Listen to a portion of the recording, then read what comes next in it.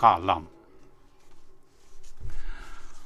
Karing aginaldong pinyenaning kinu, miyaliwan ala karing palang tao.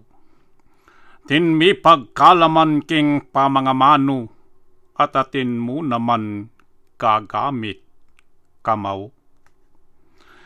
Ing kako binyenaning malam ay pa, iyay tang kagiwan king pamamikod ta. Inyaing kanakong lusok apigam pa, ing maging poeta ng malkong salita. Makaniya na ako mang magsikap, magsani, susulat prosema, ampon mamigali. Baning kalam ng Diyos agambul keng pane, at iya kabud na king sulok milele. Ngening gagawan ko ing sukat kong gawan at mabibiyasa kong lalang kawatasan.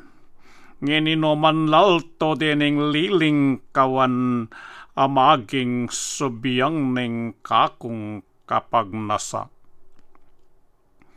Ngaramong sasabi. Ala ko nga pala kining aginaldong binyenang pathala.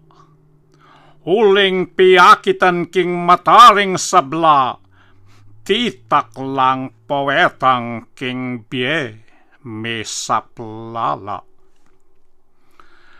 Ken mong panakit da at yuing tagumpe king tatangding perayat kanawan king bie.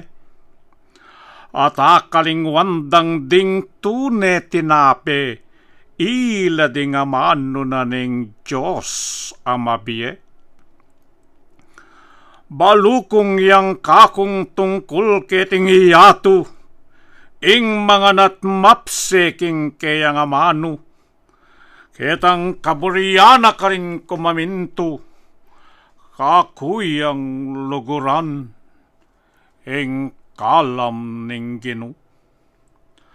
At dining magnasang kakumunye subiyang erakualilu, erakualin lang.